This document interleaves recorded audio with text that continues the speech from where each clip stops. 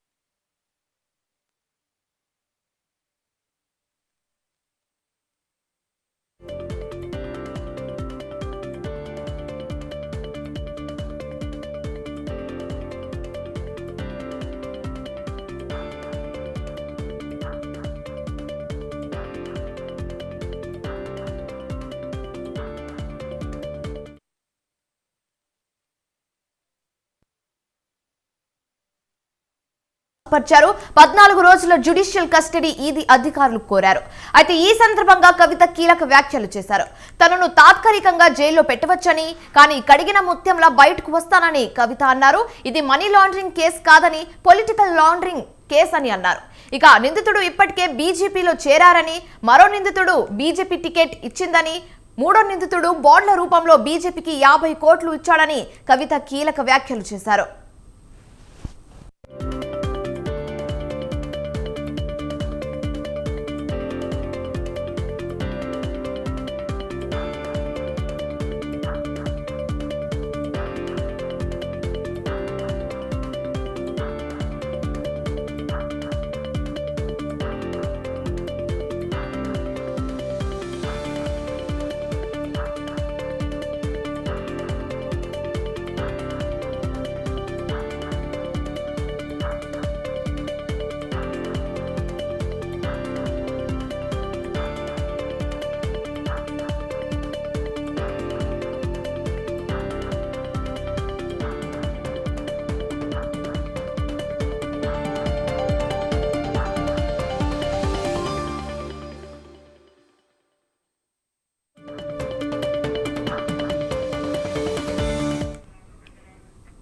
Custody ముగియడంతో rows avenue కోర్టులో MLC కవితను ED అధికారులు హాజరుపరిచారు. 14 రోజుల జ్యుడిషియల్ కస్టడీ ఈడీ అధికారులు కోరారు. అయితే ఈ సందర్భంగా కవిత కీలక వ్యాఖ్యలు చేశారు. తనను తాత్కాలికంగా జైల్లో పెట్టవచ్చని, కానీ కడిగిన ముత్యంలా బయటకు వస్తానని కవిత అన్నారు. ఇది మనీ లాండరింగ్ కేసు కాదని, పొలిటికల్ లాండరింగ్ కేసు అని అన్నారు. ఇక నిందితుడు ఇప్పటికే బీజేపీలో చేరాడని, మరో నిందితుడికి బీజేపీ టికెట్ ఇచ్చింది, మూడో నిందితుడు బాండ్ల రూపంలో బీజేపీకి 50 కోట్లు ఇచ్చాడని కవిత కీలక వ్యాఖ్యలు చేశారు.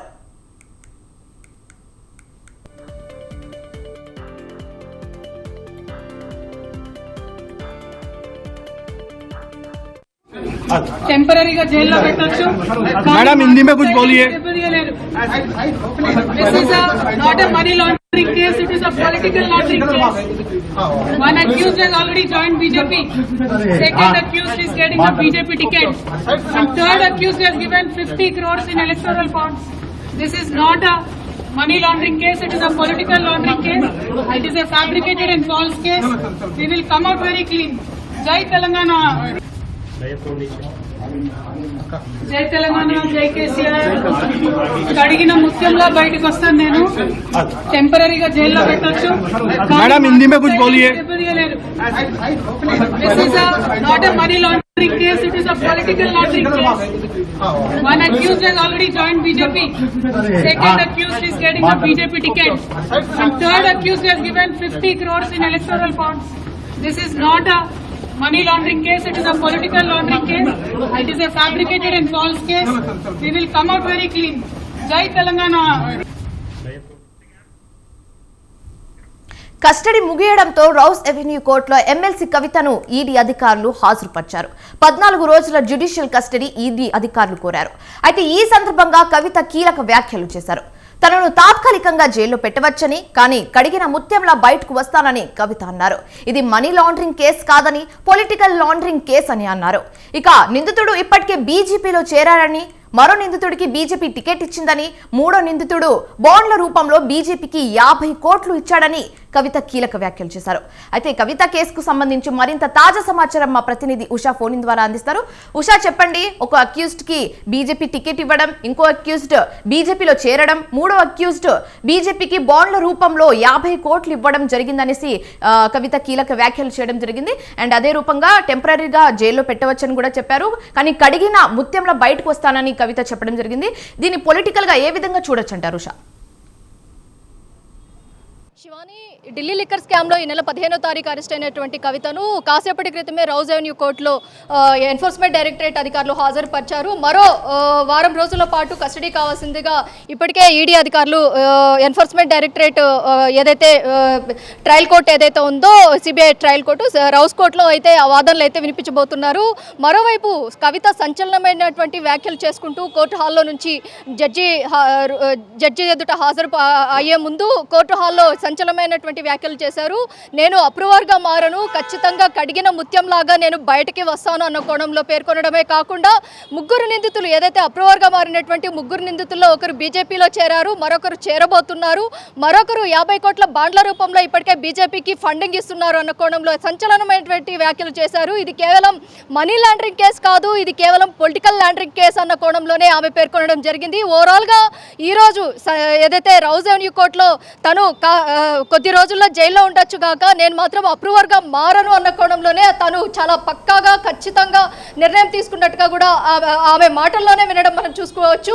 ఓవరాల్గా ఈ కేసుకి సంబంధించి రౌస్ అవెన్యూ కోర్టులో ఈరోజు వాదనలు ఎలా వినిపించబోతున్నారు ఎన్ఫోర్స్మెంట్ డైరెక్టరేట్ అధికారులు, అలాగే కవిత తరపు న్యాయవాదులు ఇప్పటికే నిన్న చూసుకున్నట్టయితే అనిల్, అలాగే చాలా మంది కూడా న్యాయ నిపుణుల సలహా కూడా కవిత తీసుకున్నట్టుగా తెలుస్తోంది. కాబట్టి ఈ కేసులో లిక్కర్ స్కామ్ కి సంబంధించి గతంలో తను ధ్వంసం చేసినటువంటి మొబైల్ ఫోన్స్ ఏదైతే తన భర్తది కావచ్చు, తన సలహాదారుడు కావచ్చు, ప్రతి ఒక్కరి మొబైల్ ఫోన్స్ కూడా ధ్వంసం చేశారు. కాబట్టి వాటి మొత్తాన్ని కూడా రిట్రైవ్ చేసి తన ఎదుట ఉంచి ప్రశ్నించారు. కాబట్టి కవిత ఎలాంటి సమాధానం ఇచ్చారు? మొత్తం మీద ఢిల్లీ లిక్కర్ స్కామ్ కేవలం రాజకీయ లబ్ధి కోసమే చేస్తున్నారు, రాజకీయంగా తనను బీజేపీలో చేరవలసిందిగా గతంలో కూడా ఆమె పేర్కొనడం జరిగింది. బీజేపీలో చేరినట్టయితే తనకి ఈ కేసులు ఏవి ఉండేవి కావన్న కోణంలోనే చెప్పింది.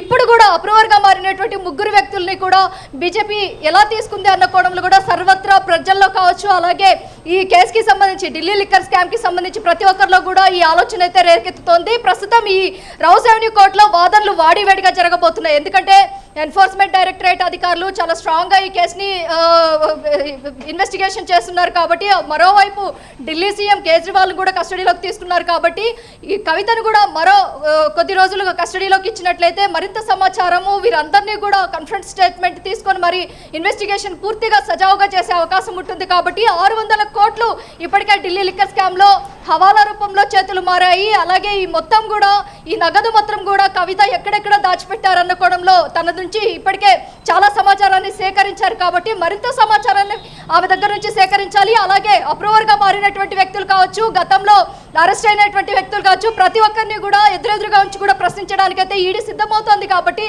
రౌస్ అవెన్యూ కోర్టులో ఈ రోజు జరిగేటటువంటి వాదనలు ఏవైతే ఉన్నాయో అవి కీలకంగా మారనున్నాయి. కవితకి బెయిల్ వస్తుందా లేకపోతే తిహార్ జైలా అన్నది కూడా సర్వత్రా ఉత్కంఠగా ఉందనేసి తెలుస్తుంది. శివాని, రైట్. అయితే ఉషా, ఇప్పటికే కవిత విషయంలో ఈ రోజు ఈడీ అధికారులు కోర్టులో 14 days జ్యుడిషియల్ కస్టడీ కూడా కోరనుంది. కాబట్టి అండ్ అలాగే ఆల్రెడీ కేజ్రీవాల్ కూడా కాబట్టి కస్టడీలో ఉన్నారు. కాబట్టి వీళ్ళిద్దరిని ఎదురుగా కూర్చోపెట్టి క్వశ్చన్స్ అడిగే ఛాన్సెస్ ఏమైనా ఉందా? అండ్ అలాగే మీరు ఇందాక అన్నట్టుగా అప్రూవర్స్ ని కూడా కూర్చోపెట్టి కవిత ముందు ఎదురుగా క్వశ్చన్స్ అడిగే ఛాన్సెస్ ఏమైనా ఉందా?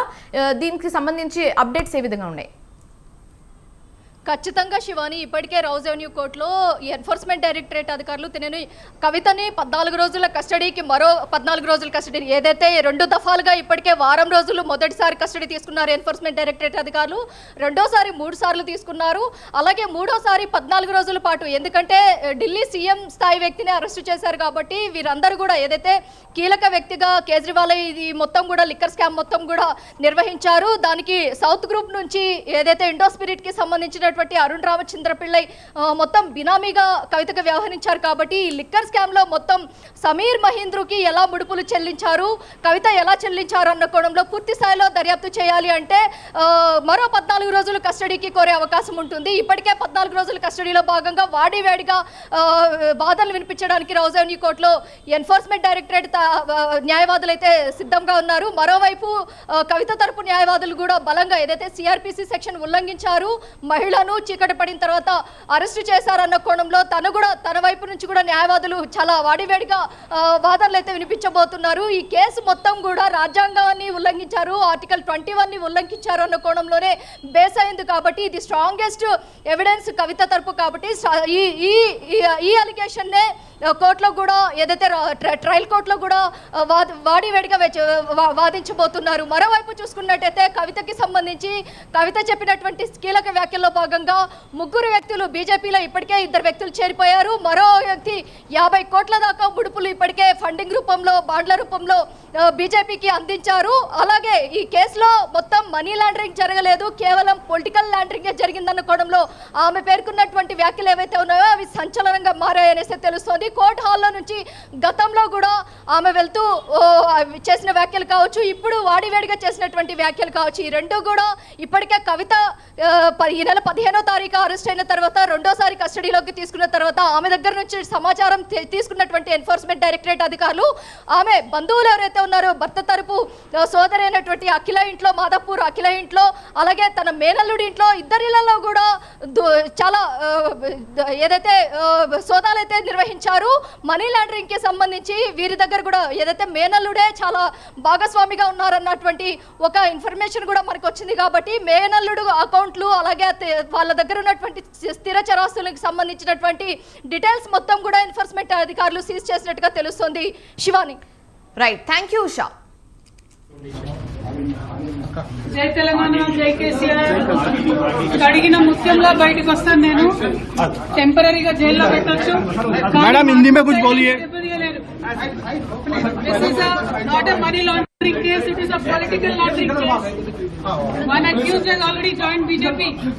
Second accused is getting a BJP ticket. And third